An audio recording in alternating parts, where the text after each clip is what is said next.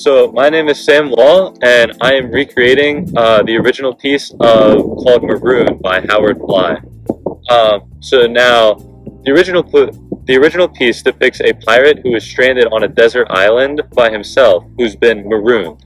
So marooned was the practicing of when a pirate would break the pirate code, they would kick him off of the boat and leave him stranded to die on a deserted island.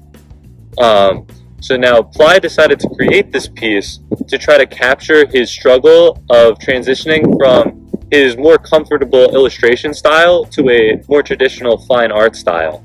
And he felt very alone and isolated when he did this. So how am I going to recreate this piece? Well, my idea to reimagine this piece is I'm going to draw the pirate slowly lifting his head up, and I'm going to draw a companion next to him to try to help signify hope and you're not always alone. And there will also be like another ship out on the horizon to symbolize like his hope that maybe that his isolation and desertion will not be forever.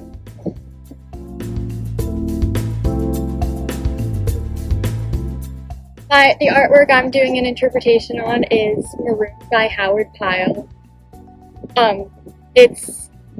Marooned is when a pirate is left alone in a desert as a form of punishment in a deserted place without any food or water. So I'm doing a turn on that where I take the pirate who's alone and just make it any person who's just alone in a room. And there's a light source coming into the room, and there's a lot of shadows in the room, and the guy is still left in the dark even though there's light in the room. And my name's Sydney Vakili, and that's my painting.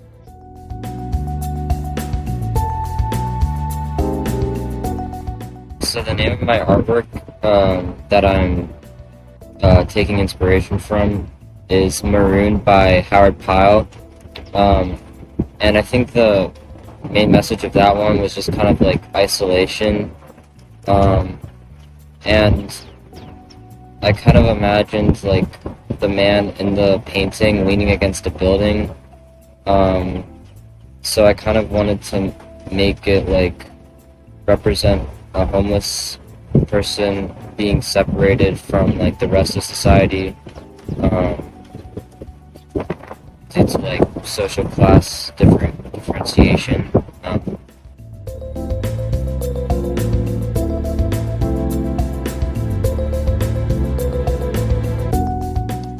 Okay, so for my piece, I used John Sloane's procession to the Cross of Martyrs.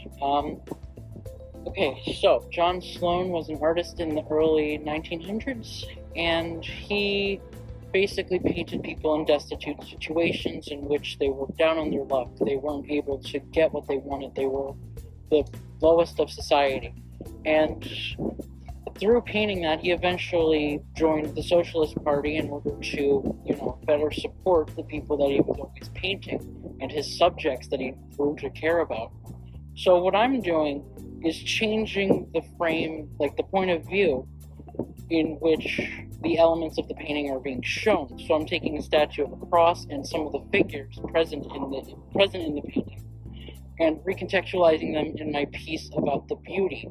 And beauty throughout all things, like trees, nature, beauty in religion, constellations, the stars, the sky, humanity itself, and architecture, all of that combined into one piece.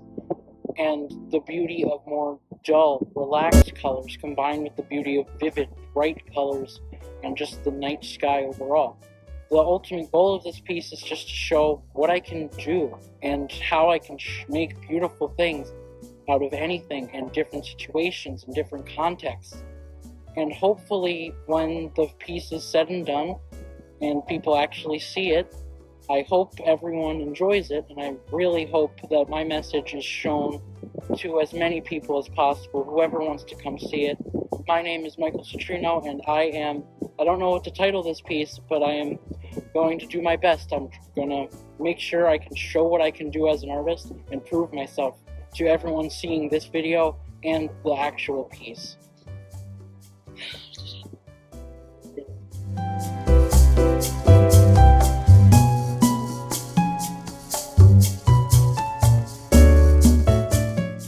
Okay, so I'm YALAMANCHILI, and I did the painting. I'm recreating the painting Lady Lilith by Dante Gabriel Rossetti.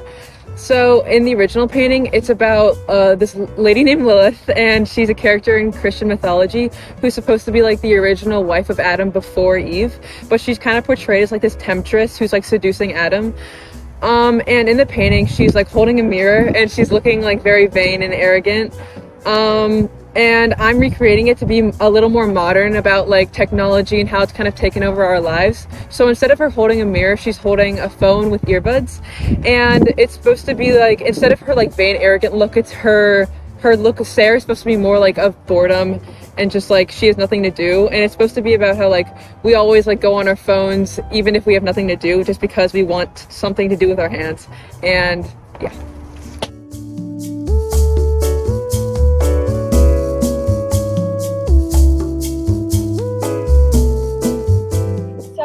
My painting, The Love Messenger, was painted by Marie Spartali in 1885, and she was part of the Pre-Raphaelite movement, which was all about feminism.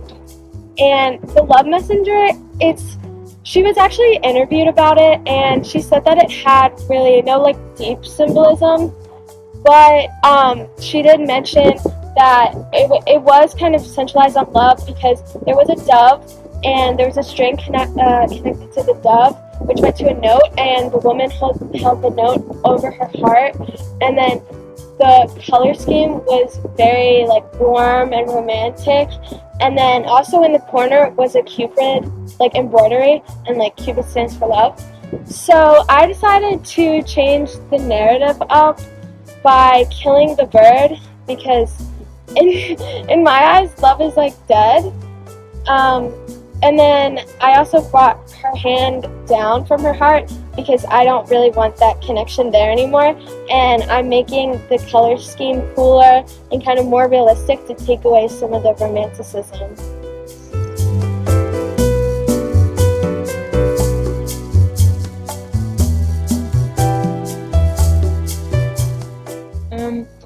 My painting that I've made adjustments to is Water Willow by Dante Gabriel Rossetti. The willows in the original painting, we googled it. They represent like longing and waiting. So I added a phone into the woman's hand to symbolize that she's waiting for like a text or something.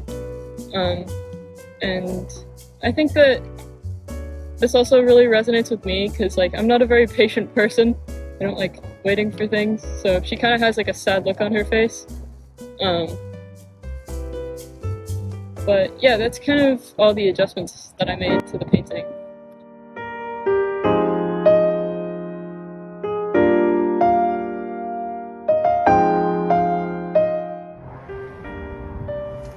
Hi, I'm Bella Maceda, and I'm changing Hopalong Takes Command by Frank Earl Schuvner. He painted the piece about a cowboy hero, and he really emphasized the fact that he had a shorter leg, but it's not that obvious to the audience that he was a hero. So I'm going to change the piece by switching out the gun in his hand with Captain America's shield to make it obvious to everyone that someone you wouldn't expect to be a hero can be the biggest hero of all.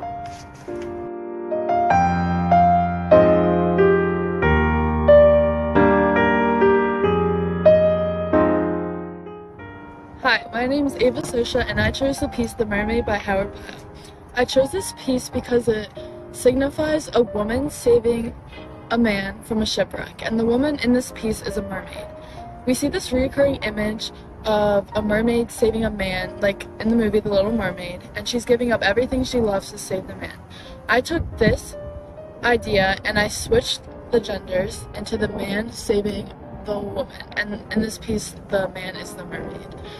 And I also changed the color of the ocean to a red sea to symbolize the love and even some anger into the piece, and really changing the whole entire image.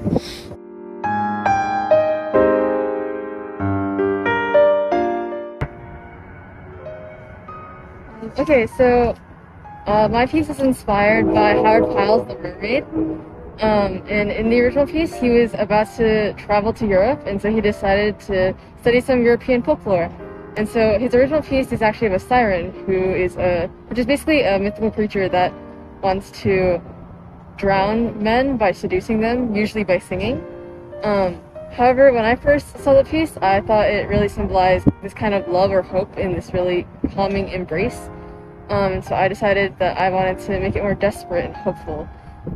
So by doing that, I made the sky really dark and made a bunch of really dark clouds, and then I made the water a lot more violent. And then just to emphasize the characters a little more, I kept their colors the same, and then made a slight glow around them. Yeah.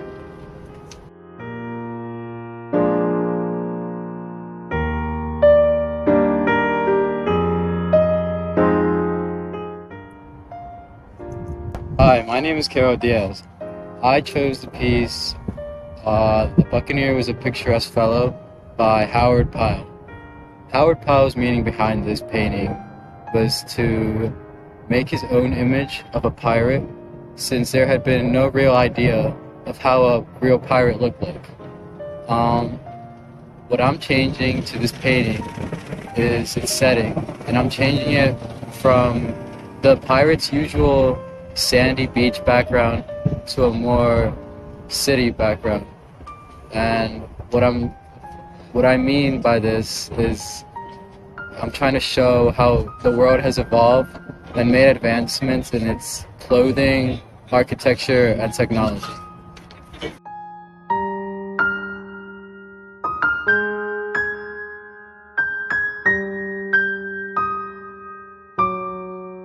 Hi, I'm Megan Foster, and I did a recreation of Romeo and Juliet by Ford Maddox Brown. Mine is basically the opposite of what he did.